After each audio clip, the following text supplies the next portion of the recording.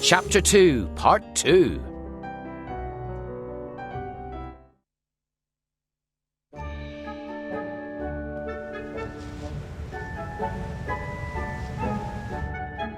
The Revealing Charm.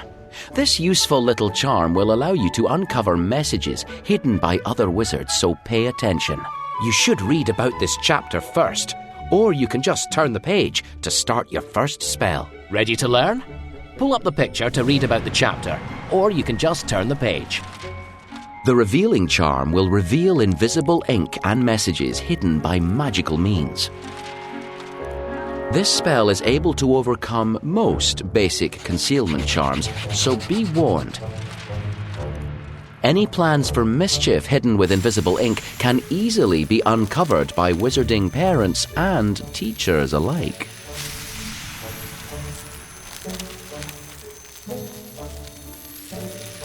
That was very revealing. Good work.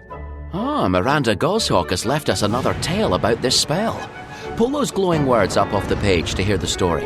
We're going to hear another wondrous wizarding tale, this time about the power of the revealing. Many magical researchers use invisible ink to hide their work from rivals, so the revealing charm is essential to serious scholars.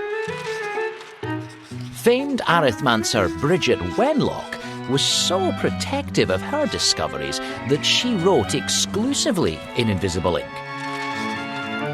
Not to mention writing upside down, back to front, and in atrocious handwriting. Wenlock was famous for her absent-mindedness as well as her paranoia, and would often jot notes in invisible ink on, another missing word. What did Bridget write her calculations on? Yes, she would often jot notes in invisible ink on scraps of paper.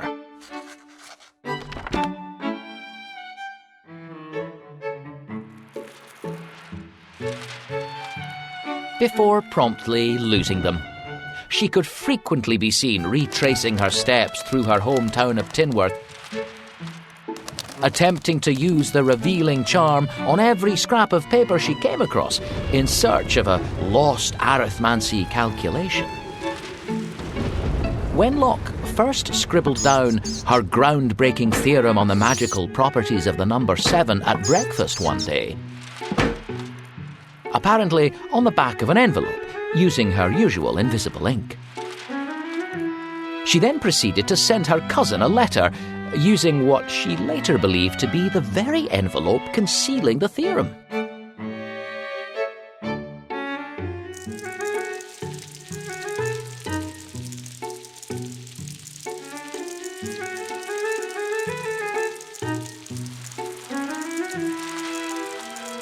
Soon, realising her mistake, Wenlock seized her broom and managed to overtake the... Overtook what? What is she chasing in this high... No, that's not how the story goes.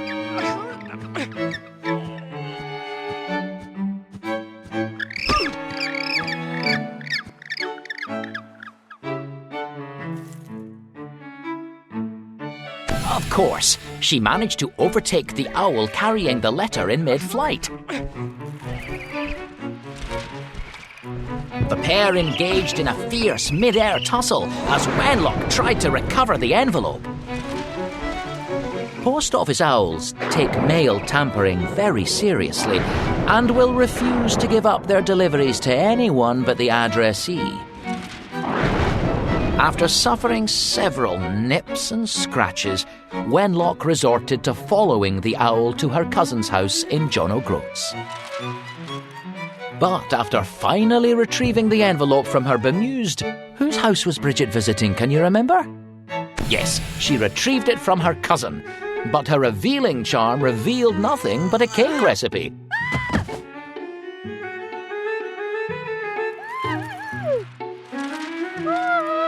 Which she had jotted down that morning. She later found the real calculation scrawled on a sugar packet still sitting on her kitchen table.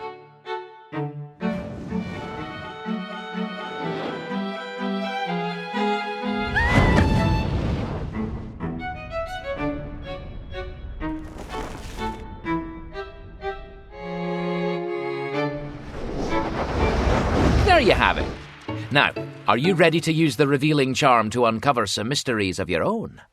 Turn the page to learn to cast this charm.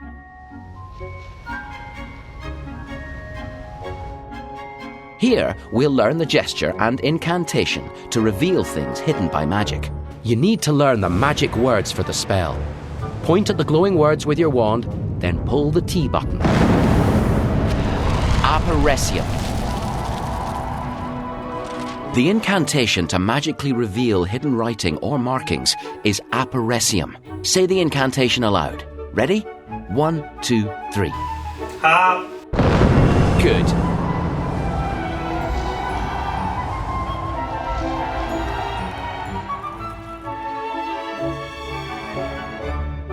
Time to learn the wand gesture. Pull up the gesture diagram. The wand gesture for the revealing charm is a loop and cross. Loop your wand from right to left and back again. Nice! Let's see that gesture again, but drawn from memory this time. Now, whenever you see a little glint like that, it means there's something hidden by magic. Flick your wand towards the glint to... I had a feeling our esteemed author would have hidden a little something for you. Beware the sphinx. It guards its secrets jealously. Sphinxes, eh? Perhaps Miranda is giving us a clue to this chapter's test. Ready to move on? You found everything! I bet...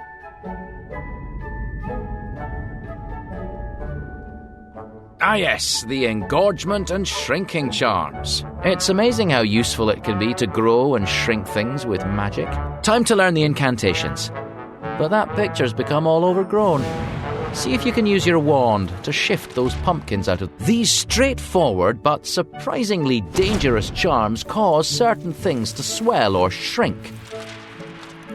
You will be learning both charms together so that you can always undo an over-enthusiastic cast. There is thus no excuse for having accidentally shrunk your homework down to microscopic size, or for allowing a giant toad to rampage through your school's flower beds.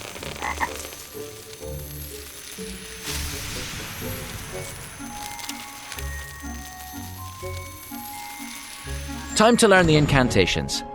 But that picture's become all overgrown.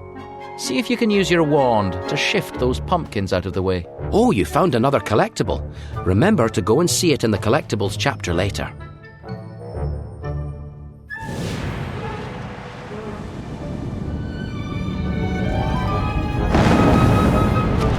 Engorgio.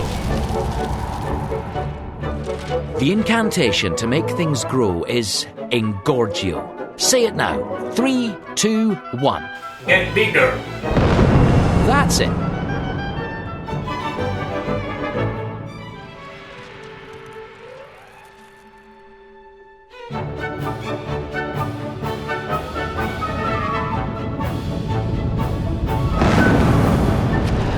Reducio. To magically shrink things, speak the incantation Reducio. Say it clearly now. 1, 2, 3. Get smaller. Excellent, well said.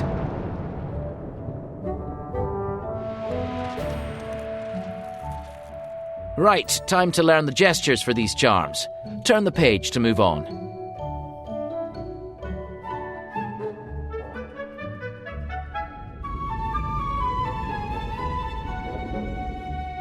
Here we go. The wand movements for these spells are the same, but upside down. We'll learn the engorgement charm first. Pull up to make things swell, draw an arrow shape pointing up. Well done. Now make the gesture once more, this time from memory. That's it, that's one down. Right, now the shrinking charm.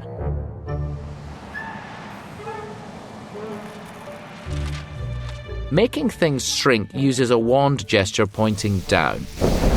Good stuff. Can you trace the shape again from memory? Good. That's it. Just like in Engorgio, you point at an object and hold the T button to make it shrink.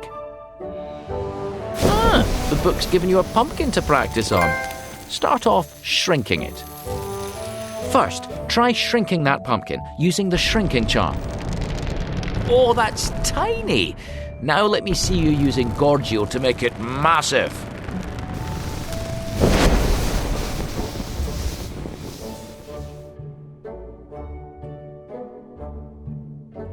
Oh, the book's conjured up another pumpkin for you. Come on, engorge it some more.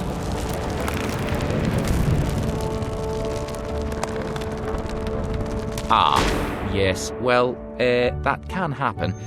Anyway, you've proven your engorgement and shrinking skills are up to scratch. You're a dab hand at shrinking and engorging. Turn the page now to practice these spells.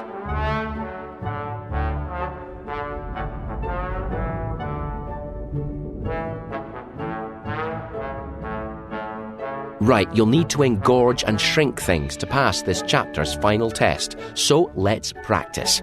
Pull up that illustration with your wand to start the exercise. You'll now have a chance to practice the engorgement and shrinking charms on some creatures. Don't worry, it won't do them any harm. With that said, it is not advisable to practice engorging or shrinking your own pets for homework practice. At least not until you're certain that you can reverse the effects.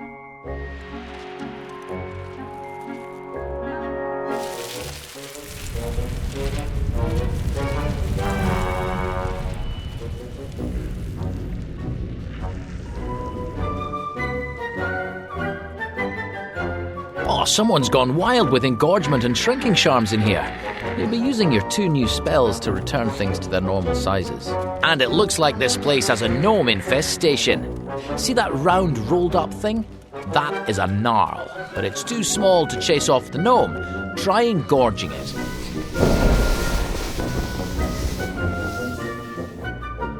Oh, don't make the gnomes larger. That'll just make things worse. Shrink them.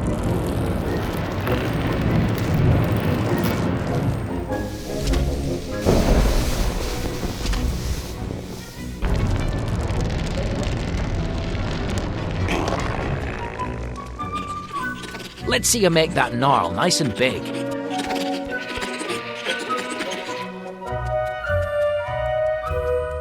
Well done. Gnarls might look like muggle hedgehogs, but they're fierce enough to fight off a gnome. Another gnarl and gnome, equally sized, so neither's giving an inch. Shrink the gnome to tip the scales.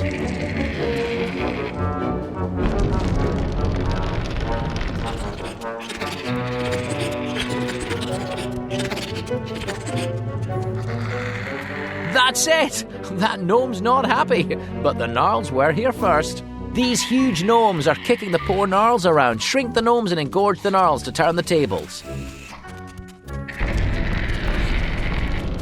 That gnarl needs to be bigger, not smaller. Good, good.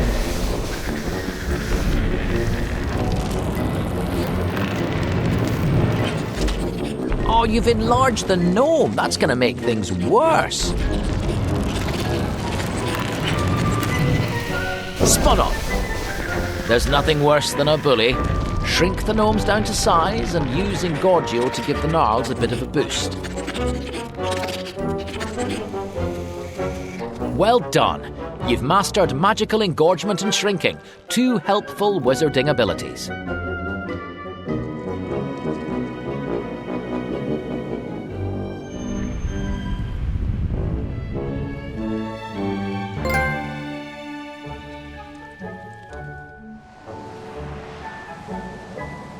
Here we are. Let's see how you did.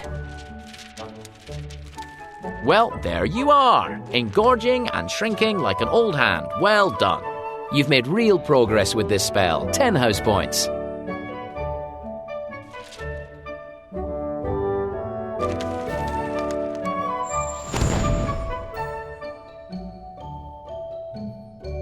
Turn the page. You're ready to begin the chapter test.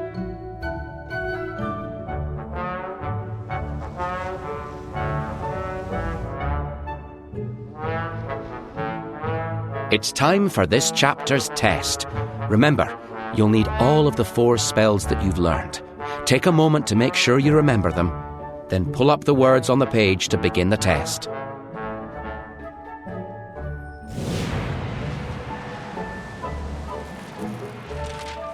In this chapter, we've learnt to create fire, reveal invisible ink, conjure birds, and change the size of things. Now it's time to give your skills a real test, in a place where only Gringotts Cursebreakers have trod before. You'll need each of your new spells to pass. Good luck, tread carefully, and remember, it is imprudent to annoy a sphinx.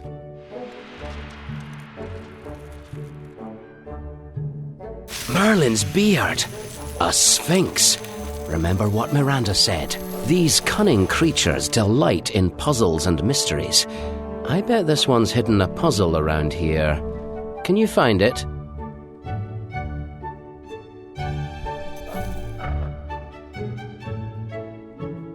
Now, what spell did you learn that reveals hidden things,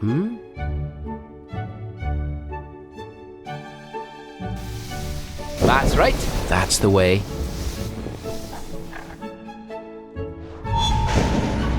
Well revealed. Now, let's see what this cryptic cat has to say for itself. 3 trials you must pass to prove your worth. Well, that was cheery.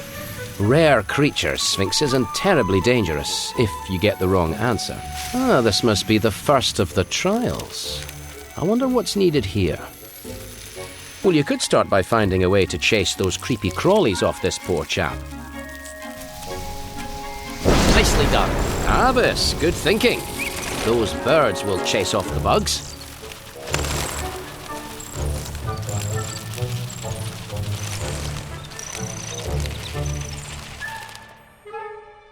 Look at that. It seems Feathers here just wanted a few friends. I think you've passed your first trial.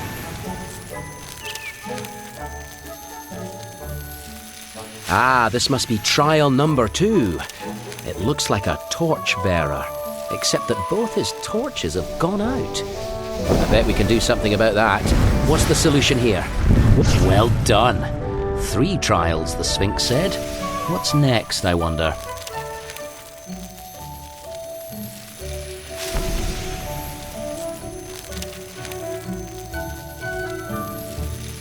Nearly there. Trial number 3 looks straightforward. My guess is you need to make things a bit more balanced. Making the scorpion smaller won't help. Making him larger might, though.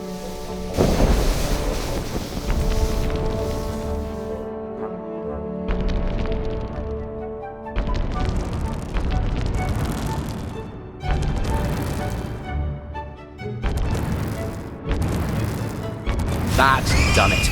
Wait, it's still growing. Looks like this trial was a trap.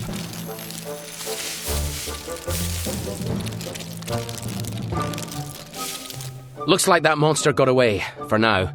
Just brush that sand away. Let's see if he's burrowed into your book.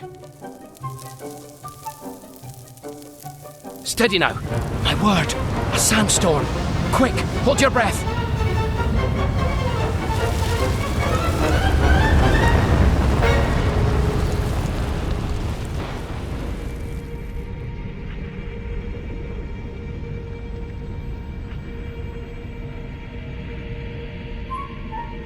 Where on earth have we ended up? I can just see some torches. Light them so we can see where we are. Excellent. Merlin's beard. An ancient Egyptian tomb. What's that noise? More scorpions. Find a way to get rid of them before they get too close. Good.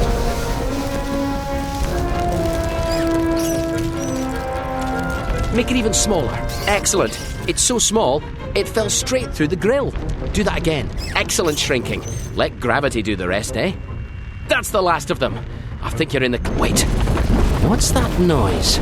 Leaping leprechauns. That monster's back. He's too heavy. Watch out!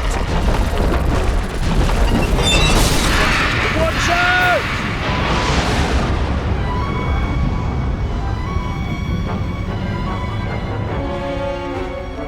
Merlin's beard, where are we now? Heavens!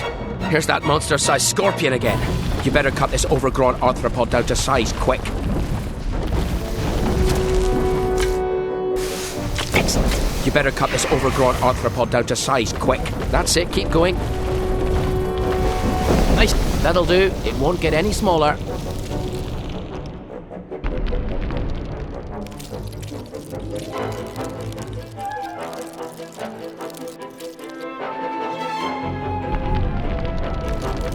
Try the fire-making spell to get rid of that scorpion once and for all. Well, that's one way to snuff out a paper scorpion. Don't worry, it was only something conjured by your book after all. There's the Sphinx again. We must be in his inner sanctum. Let's see. You must solve 3 final riddles to prove your worth. Show me your wits are as sharp as your wand work, and you will receive your reward. You have proven that your magic is powerful, but a wizard or witch must master more than jinxes and charms. Leaping leprechauns! The place is filling with sand! You'd better answer these puzzles and fast. Superb! That's one puzzle passed. What's next?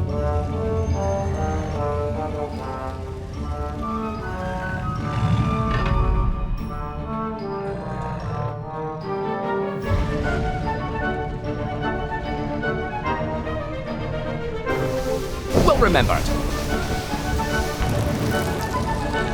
Excellently done. You've reached the final puzzle. But where is it? That slippery sphinx must have hidden it again. Use Aparecium to reveal it.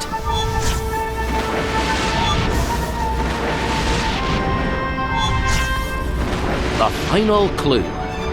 You've proven yourself with spells, but in this test, what has been a better friend than any charm or jinx or hex? I think it means what you used more in the test, your head or your heart.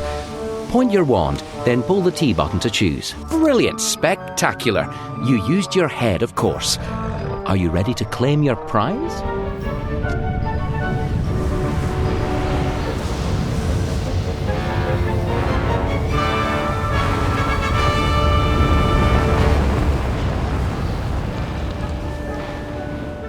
Whew, back again.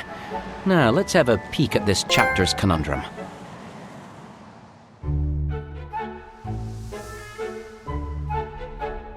His letter came from Hogwarts, and oh, Douglas was so pleased.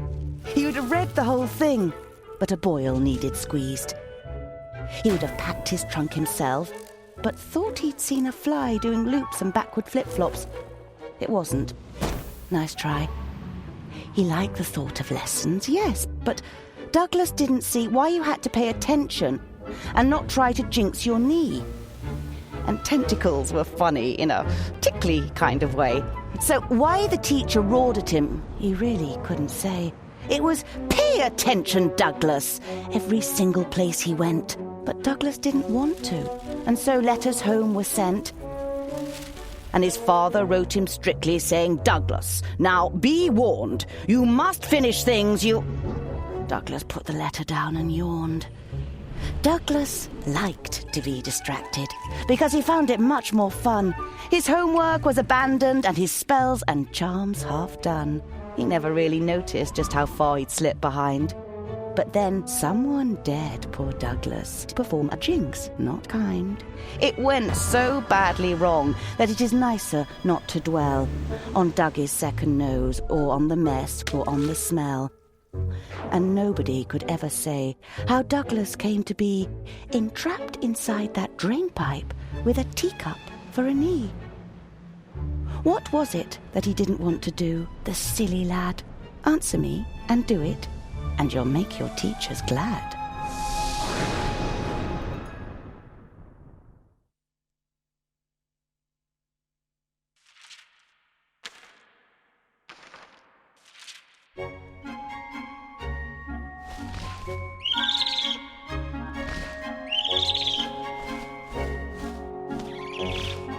Here's your certificate recording your progress. Pull it up from the book to have a look. You've made real progress with those spells. 10 house points.